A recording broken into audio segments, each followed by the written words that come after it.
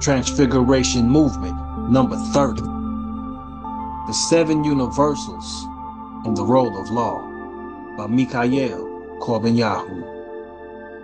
All material human beings are prodigal sons who have left the home of omnipresent Holy Spirit and have identified themselves with the infinitely smaller territory of the human body. The Holy Spirit is the great comforter, being guided by the universal, reflected Elohim consciousness. It contains the all-coveted bliss of Elohim.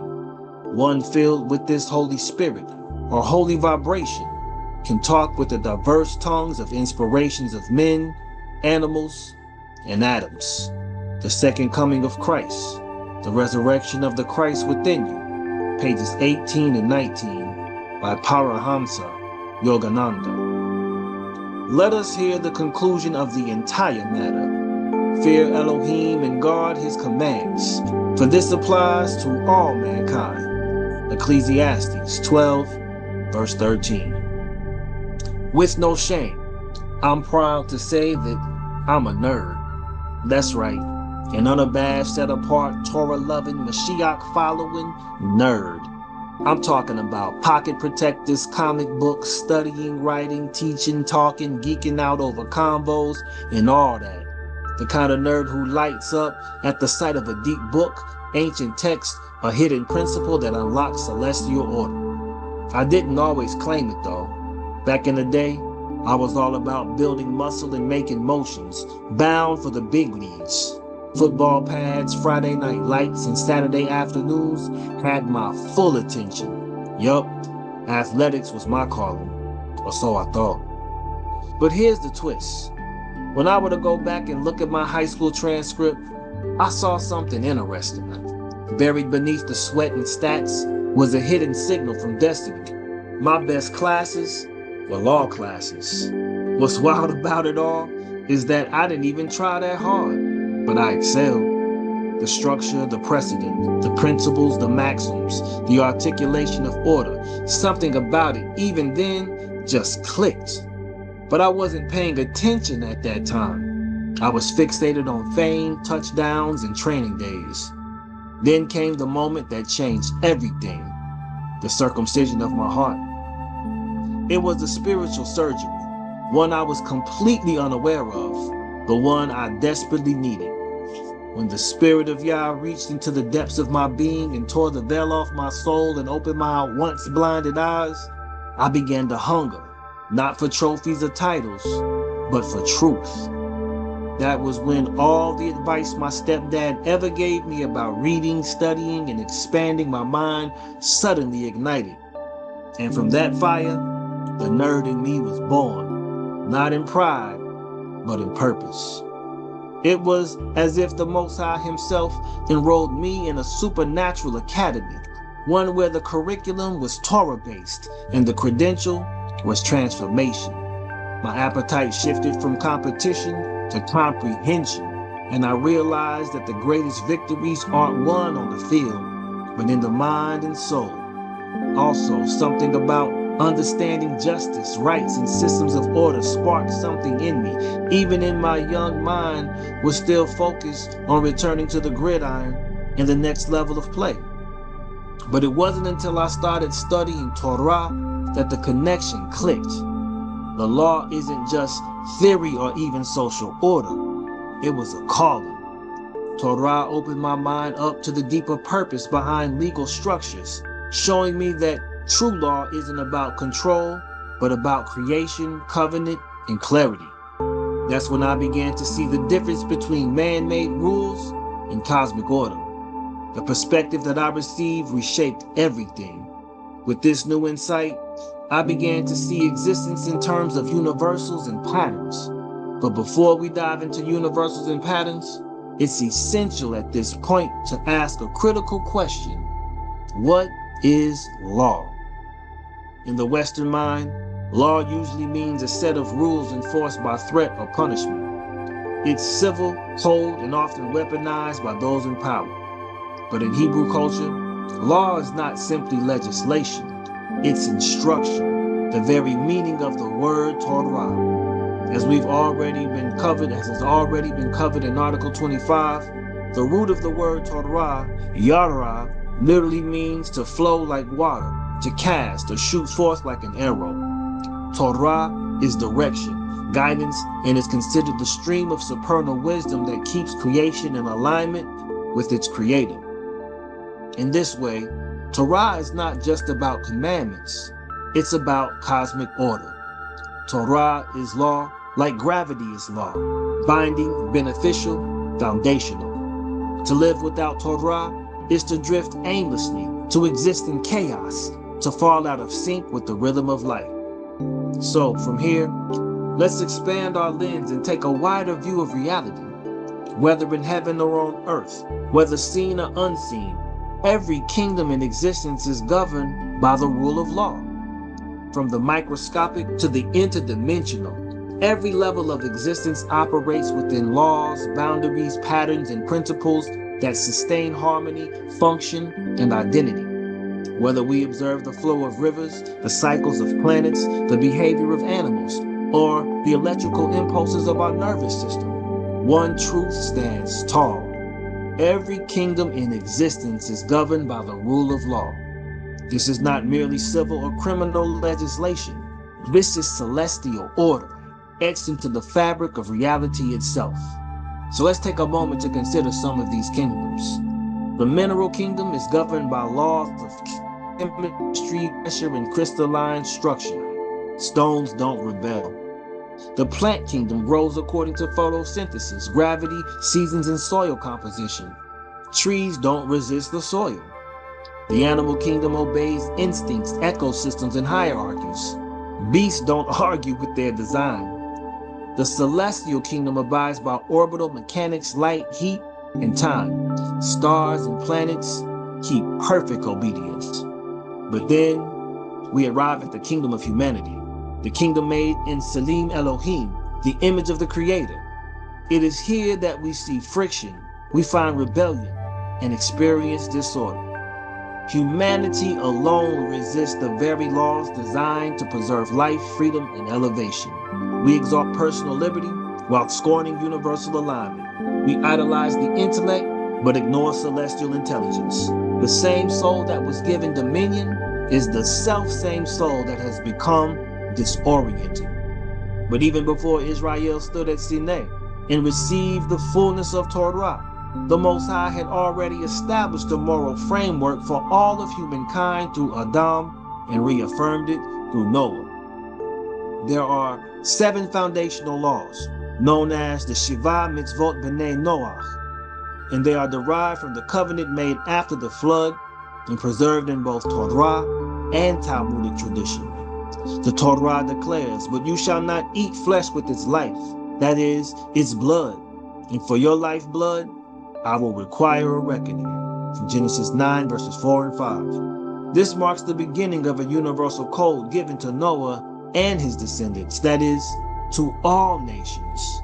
According to the Mishnah Torah, Laws of Kings and Their Wars, in Hilchot Melachim Milcha Mochatim 8:10. Rambam or Maimonides' outlook following 7 Noahide laws. 1. Do not worship idols, which acknowledges the one true Elohim. 2.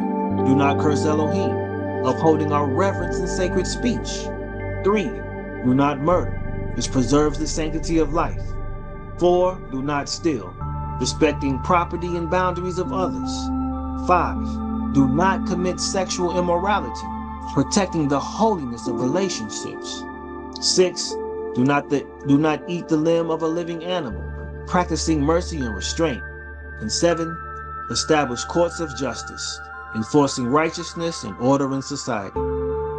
These laws aren't just ethical suggestions. They're universally ordained standards. They form the moral bedrock of civilization and are expected of all nations to observe. The Talmud states, the righteous among the nations have a share in the world to come, from Sanhedrin 105a, affirming that adherence to these principles opens the gates of spiritual elevation even outside of the covenant with Israel. In today's fragmented and chaotic world, these 7 laws remain a timeless call to justice, self-restraint, and universal accountability. Whether one is grafted into the covenant of Israel through Messiah, or walking with sincerity as a righteous soul among the nations, honoring these principles fosters alignment with the Creator's universal will. For the Transfiguration movement, these laws serve as a starting point for restoring moral order, awakening Torah consciousness, and bringing humanity back to the source through righteous living. In the full scope of creation, the Torah was not given to oppress or restrict. It was given to restore, as it is written. And now, O Israel, what does Yahweh Elohim require of you but to fear Yahweh Elohim, to walk in all his ways and to love him, to serve Yahweh Elohim with all your heart and with all your soul, and to keep the commandments of Yah and his statutes, which I command you today for your good. Deuteronomy chapter 10, verses 12 and 13. The Torah is humanity's alignment manual, harmonizing our being with heaven and earth, with spirit and matter, with self and society. It's not an arbitrary code, because it reflects eternal patterns mirrored throughout creation and encoded in the spiritual architecture of existence. Among the keys to unlocking this cosmic structure are the 7 hermeneutical laws, not to be confused with rabbinic rules of interpretation like Hillel's or Ishmael's, but more broad, expansive spiritual principles that govern understanding, being, and becoming. These 7 laws are ancient principles embedded in both scripture and the soul. They are not just rules of interpretation, but realms of realization, a spiritual operating system governing the inner and outer worlds of humanity. Let's now take another moment to explore each of these powerful principles. Number 1, the law of mentalism, the principle of mind. All is mind, the universe is mental. This principle states that everything exists, spiritual and physical, originates in mind or consciousness. The universe is a manifestation of supernal thought. In Hebrew understanding, this aligns with the concept of davar, the word or thought of Elohim that brings things into being. You can see Genesis 1:3 and John 1:1. In the Torah, we are told to meditate on the commandments day and night in Joshua 1:8. Why? Because the mind is the battlefield and birthplace of all things. As Proverbs 23 verse 7 declares, as a man thinks in his heart, so is he. Your thoughts create your world. To walk as a king or queen in the kingdom, you must renew your mind. Romans 12:2. Align your thoughts with Torah and think as Mashiyach thinks. This informs us that transfiguration begins in the mind. Number 2, the law of vibration, the principle of frequency. Nothing rests. Everything moves and vibrates. All matter and energy are in constant states of vibration. Your thoughts, emotions, and actions emit frequencies that resonate with the spiritual and natural world. The Hebrew concept of ruach, meaning spirit or wind, is a moving force, indicating that the spirit of Yah vibrates through creation. Yeshua said, "The words I speak are spirit and life," from John 6:63. Every word spoken, every action taken sets vibrations in motion that shape reality. Even the shofar emits vibrations that shift spiritual atmospheres. If your life is out of harmony, you must tune your vibration. Through prayer, worship, Torah study, and obedience, we align ourselves with heaven's frequency. This is how we ascend the ladder of the Etz Chaim, or the tree of life, in order to vibrate higher. Number 3, the law of correspondence. As above, so below. As within, so without. This principle reflects the interconnectedness of all things. What is true on the microcosmic level is mirrored on the micro-personal level. Yah created man in his image and likeness, Genesis 1:26, a direct expression of this law. The Mishkan, a tabernacle, is another prime example. Its structure was a mirror of the heavenly realm, Hebrews 8:5. Likewise, our inner being must mirror celestial order if we are to walk in kingdom authority. We are a microcosm of the universe. The way we manage our inner life reflects in our outer world to govern others. Therefore, we must govern ourselves. When we heal our inner world, we will be able to see peace in our home, community, and nation. Number 4, the law of polarity, the principle of duality. Everything has its pair of opposites. Everything exists in relation to its opposite. Hot, cold, light, dark, male, female, peace, war. Torah itself presents blessing and curse, life and death, Deuteronomy 30:19. These are not contradictions. They are necessary contrasts for choice and awareness. Yah placed both the tree of life and the tree of the knowledge of good and evil in the garden. Why? So humanity could exercise free will and choose alignment. Don't be surprised by trials or oppositions. They are tools of growth. Kings and queens are shaped by contrast. Maturity comes when you learn to discern, not divide. So choose life. Choose light. Number 5, the law of causality, the principle of cause and effect. Every cause has its effect. Every effect has its cause. Nothing happens by accident. This principle mirrors the Torah law of sowing and reaping from Galatians 6:7 and Proverbs 22:8. Obedience produces blessing. Disobedience brings consequence. This is also the foundation of karma in Hebraic terms, measure for measure, midah chaneched midah. Torah commandments are the supernal causes that guarantee spiritual and physical effects. So you're not a victim of fate. Your decisions, words, and actions have consequences. Real kings take responsibility, not blame. Align your causes with Torah, and you will manifest heavenly results. Number 6, the law of rhythm, the principle of cycles. Everything flows in and out. All things rise and fall. Life moves in cycles, seasons, Sabbaths, festivals, life, death, resurrection. The Torah is deeply rhythmic. 6 days work, 1 day rest. 7-year Shemitah cycles, Jubilee years. Yeshua fulfilled this law by living, dying, and rising according to celestial timing. To live in the kingdom is to understand celestial timing and not resist the ebb and flow of life. Stop fighting your season. Learn to move with the Spirit, not against it. There is a time to sow and a time to reap, a time to fast and a time to feast. Rhythm helps you stay grounded in the will of the Most High. And 7, the law of gender, the principle of masculine and feminine. Gender is in everything. Everything has its masculine and feminine principles. This principle goes beyond biology. It is the law of generation and creation. Masculine energy or seed and feminine energy womb are both necessary for manifestation. In Torah, man and women together form the image of Elohim, Genesis 1:27. Mashiyach represents the heavenly groom, and Israel the bride, Ephesians 5 and Revelation 21. The spiritual mystery of union is at the heart of the kingdom, fruitfulness through balance. Honor the masculine and feminine within and around you. Don't distort one or diminish the other. The world is restored when unity is restored. Kings and queens need each other to manifest the kingdom. So these 7 universal principles are not mystical fluff. They're the spiritual operating system of the universe. Every law of Torah operates in harmony with these 7, and they are all rooted in the Etz Chaim, the universal blueprint.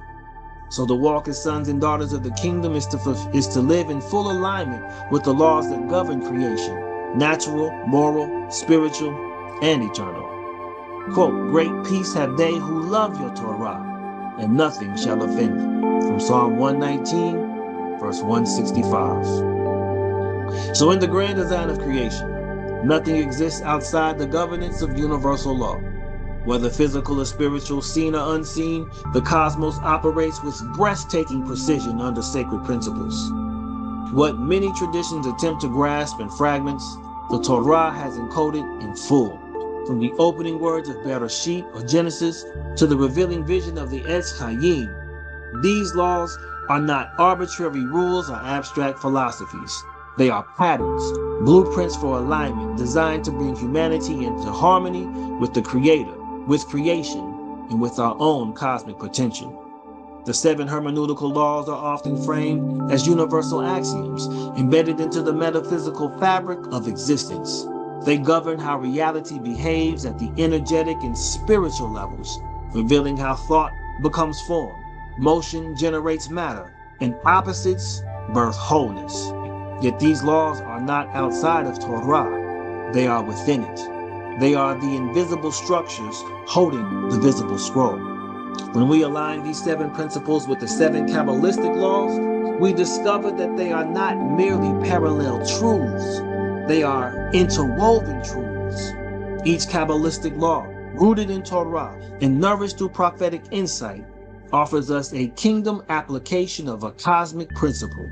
For example, the law of origin from Bereshit resonates deeply with the law of mentalism. Both declare that all things begin in the unseen realm of thought and intention. The law of equivalence of form mirrors the law of correspondence, as within, so without, as above, so below. The Torah's cyclical times and appointed seasons, the Moedim, are in perfect rhythm with the universal law of rhythm. This is more than intellectual alignment.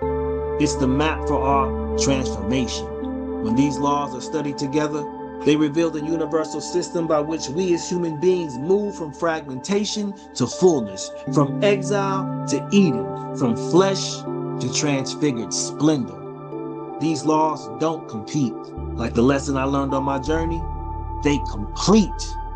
These laws serve as the dual revelation of heaven's design for earthly dominion. So to walk in the fullness of the kingdom of heaven on earth, you must not only understand these laws, we must all the more embody them. This union of Torah-rooted Kabbalistic wisdom and the ancient hermeneutical principles offers us a path, not of information, but of transformation.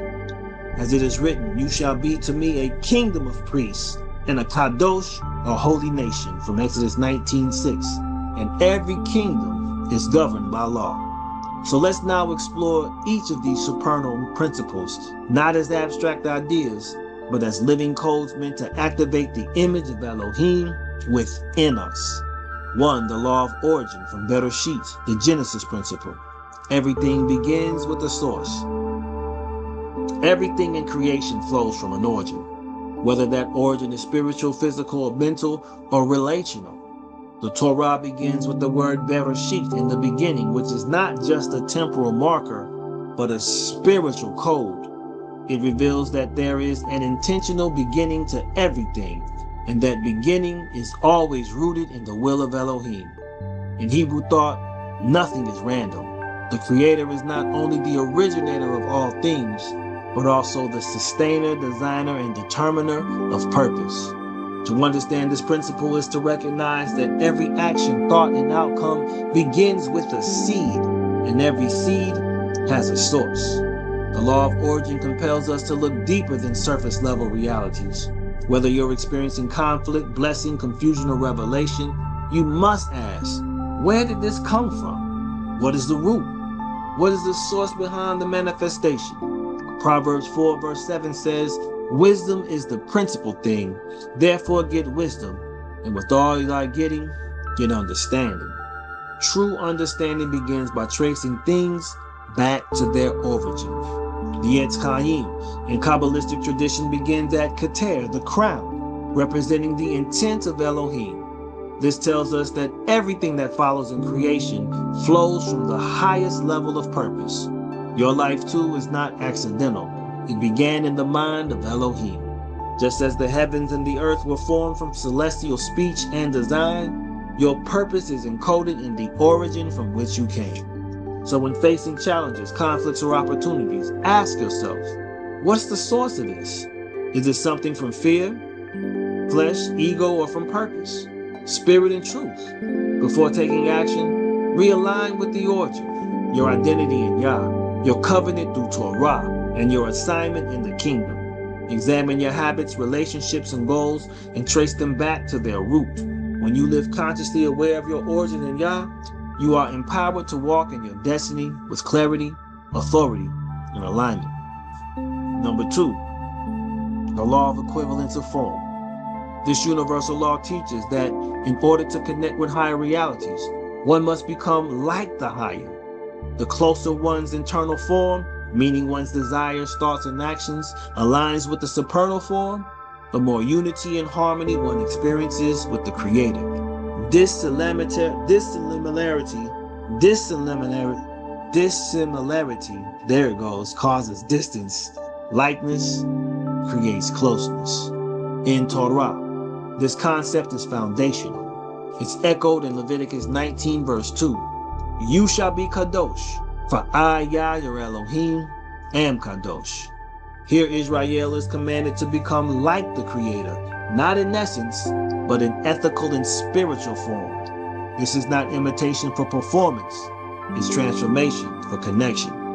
Kabbalistically, this law is expressed in the Etz Chaim through the alignment of the Sephirot, each Sephirah revealing aspects of celestial behavior we are called to embody. Chesed, or loving kindness, mirrors Yah's generosity. Gevurah, or judgment, reflects celestial restraint. Only when we attain equivalence of form with these celestial attributes can the light of unity flow without blockage. In Exodus 25 verse 40, Moshe is shown the heavenly design of the tabernacle. See that you make them after the pattern which was shown to you on the mountain. This wasn't about simple architectural mimicry. The Mishkan, or tabernacle, was a physical structure built to align with heavenly form, because sacred space requires sacred resonance. The people were to match the form of heaven in their actions, worship, and internal purification. So to be citizens of the kingdom of heaven on earth, we must adopt the midot, or supernal attributes, becoming merciful, just, patient, and wise. This is not just ethical living. It's spiritual transformation through Torah observance, which teaches us the behaviors that match supernal form. Prayer, charity, Torah study, and mitzvot are not mere rituals. They are instruments of spiritual equivalence. Number 3, the law of balance, the scales of justice. Everything must be weighed. Balance is not simply the absence of chaos. It is the intentional harmony between forces. In Hebrew thought, righteousness, or zedek, and justice, mishpat, are deeply tied to equilibrium. They are not just moral ideas, but universal standards encoded into the universe. Leviticus 19 verse 36 warns, you shall have honest balances, honest weights. I am Yah, your Elohim. This law was not just about market ethics. It was about a cosmic principle that all things must be properly measured and accounted for. The Torah's emphasis on accurate weights and measures reflects a deeper spiritual truth that all actions, intentions, and outcomes are being weighed in the scales of cosmic justice. When we apply double standards, show favoritism, or move with unbalanced motives, we tip those scales and disrupt the harmony Elohim has built into the world. This is why the middle pillar of the Etz Chaim, running from Keter, or crown, to Malchut, kingdom, serves as the axis of balance. It harmonizes Hesed on the right and Gevurah on the left. In the center stands Tiferet, which is beauty, compassion, and truth, representing Yeshua, the embodied balance of heaven and earth. The middle path is not lukewarm compromise. It's refined discernment. It is the path of kingship and priesthood. In every area of life, family, business, leadership, worship, we are called to weigh both the internal and the external. Are our motives pure? Are our judgments impartial? Are our offerings sincere? Are our responses proportional? We must measure everything, not just in terms of outcomes, but in terms of spirit.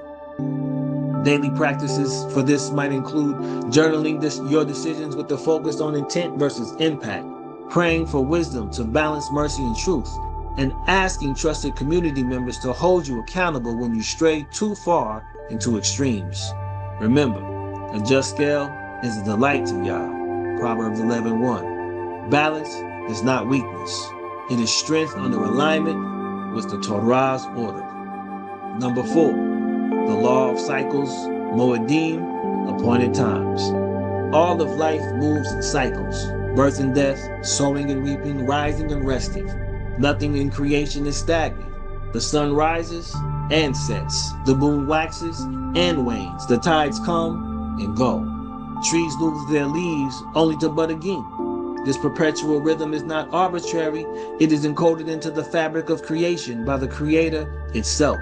In Hebrew, these sacred cycles are known as Moedim, appointed times, set by Yah for Kadosh encounters, reflection, and realignment. The Torah does not merely instruct us to obey these rhythms. It invites us to become them. The creation narrative is structured around 7 days, culminating in Shabbat, a Kadosh pause that reflects completeness and return.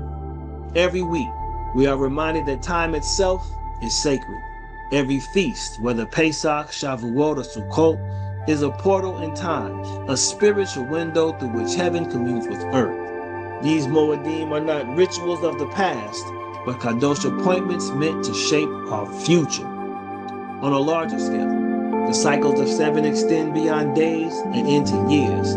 Every 7th year, the land rests, which is the Shemitah. And after 7 sevens, the 50th year is declared a Yovel, or a Jubilee, where slaves are set free, debts are forgiven, and property returns to its rightful stewards. These are not just economic reset buttons. They are spiritual declarations that belong to Yah, and that redemption is always embedded in the cycle. In the Etz Chaim, the Sephirot of Netzach, endurance and eternity, and Chod, splendor and resonance, represent how celestial energy flows through time. Netzach governs the long arcs of destiny, how perseverance plays out across generations, while Chod captures the beauty of the moment, the reflective awareness that governs and honors each phase of the cycle. 5. The law of unity, Echad, oneness. Everything is interconnected. Shema Israel, Hashem Eloheinu, Hashem Echad. This is not just a declaration of monotheism. It is a cosmic truth that affirms the indivisible unity of all things in creation. The Hebrew word Echad implies a compound unity, diverse elements forming a singular whole. This law tells us that beneath the surface of all multiplicity is one supernal essence. There is no true separation between the physical and the spiritual, the sacred and the secular, the human and the celestial, only degrees of awareness. In Torah, unity is the foundation of holiness. The commandments were not given arbitrarily, but as instruments to align humanity with the oneness of the Creator. Whether the mitzvah pertains to relationships, time, diet, or ritual, each one is a thread pulling us back into harmony with Yah and one another. Yahushua prayed in John 17, verse 21, that they all may be one, as you, Father, are in me, and I in you. This is not poetic language. It's the goal of the kingdom. The Etz Chaim mirrors this principle in its structure. Every Sephirah, which is a Kadosh attribute, flows from Keter, the crown, the source of all, and ultimately returns to Malchut, the kingdom, the manifestation. From beginning to end, the celestial energy moves in circles of unity. In this way, the tree becomes a diagram of the law of unity. All diversity originates in oneness and seeks to return to it. So, recognize the Kadosh in everything and everyone. Treat others not as separate, but as reflections of the one. Practice the mitzvot not merely out of duty, but as acts of reconnection between you and your neighbor, you and the Creator. Seek unity in your household, your community, and your thoughts. When disagreements arise, respond not with division, but with discernment, remembering that unity doesn't mean uniformity, but harmony within diversity. The more you align with the principles of oneness, the more you manifest the kingdom of heaven on earth. Number 6, the law of responsibility, accountability, and dominion. You are accountable for what you know, steward, and influence. Responsibility is not just a burden, it's a celestial honor. In the very beginning, Adam was not placed in paradise merely to enjoy its beauty, but rather to work and keep it. Genesis 2:15. This commandment defines the principle of stewardship, the sacred charge to guard, maintain, and develop that which has been entrusted to us. Humanity was not created to be passive consumers of creation, but active governors endowed with purpose and power to protect, produce, and pass on legacy. This law reminds us that dominion is not domination. It's the mature exercise of authority grounded in humility and love. To be made in the image of Elohim means to reflect the Creator's responsibility over creation. Just as Elohim sustains the cosmos with order and wisdom, we too are expected to bring universal order into our homes, communities, and relationships. Throughout the Torah, Israel is held to a higher standard. To whom much is given, much is required isn't just a nice saying, it's a spiritual law. With every revelation, with every blessing, with every gift, comes a deeper accountability. We are responsible not only for our own soul, but also for how our choices ripple through the world. The sins of the leaders affected the entire nation. The righteousness of one priest to bring atonement for all. Our choices are never just our own. They are cosmic echoes.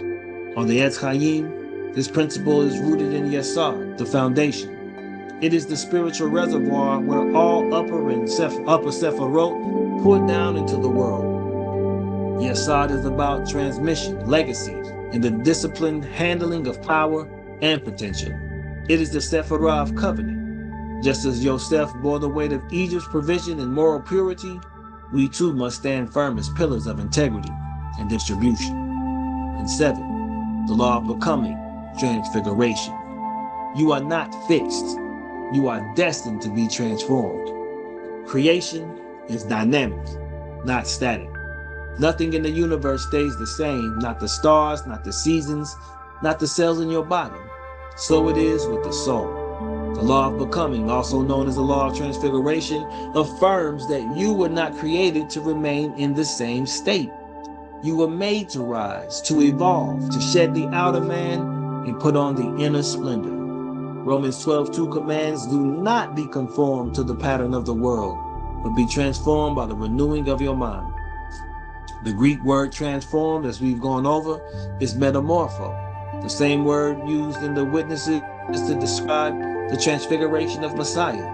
This means that what happened to Yeshua on the mountain when his face shone like the sun and his garments became white as light is not only prophetic, it is instructional.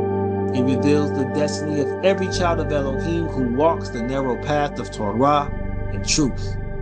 Yeshua's transfiguration was not a supernatural anomaly. It was a manifestation of design, a revelation of what it looks like when the will of Elohim, Torah observance, and inner purity align. When he shone, it was because there was no resistance within him to the splendor of heaven. That same potential rests within us, but it must be awakened through covenant obedience, spiritual discipline, and the refining fire of truth. The Torah, therefore, is not just a legal code, it is a technology of ascension. It outlines a path by which the soul returns to its original radiance, like a ladder placed upon the earth and reaching toward the heavens. This is the Etz Chaim. Every mitzvah is a rung. Every kadosh decision is a step upward.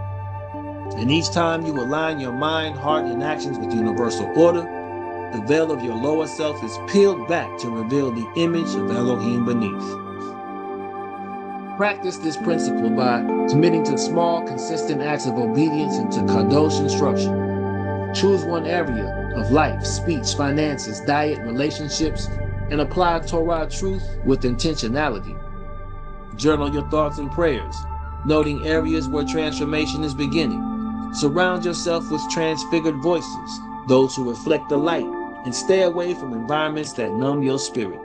Above all, renew your mind daily with the word, and know this: your highest form is not behind you. It is waiting to be revealed within you. With these 7 universals are lived, not just learned, something extraordinary happens. The soul begins to transfigure. The mind is renewed, the body aligns, the family heals, the community reorders, and the people return to their covenantal calling as sons and daughters of Elohim, meant to govern creation in righteousness and wisdom. Transfiguration, therefore, isn't an escape from the world, it's the empowerment to restore it. It's the light of Keter flowing into the vessel of Malchut. It's Mashiyach unveiled in you. So you, child of Elohim, were not born to be a subject of Babylon or a slave of Egypt. You were born as a sovereign, with celestial laws written in your heart, a kadosh fire in your bones. The Torah is not merely your religion, it is your constitution, your inheritance, and your crown. If you would rise into your kingship, if you would embody that real royalty, then walk in the 7 universals and live according to the Torah. Let the Etz Chaim be your inner structure. The transfiguration of a people begins with one soul becoming luminous. So let Mashiyach be your guiding light, and then become that light. Transfiguration movement number 30, complete. Selah.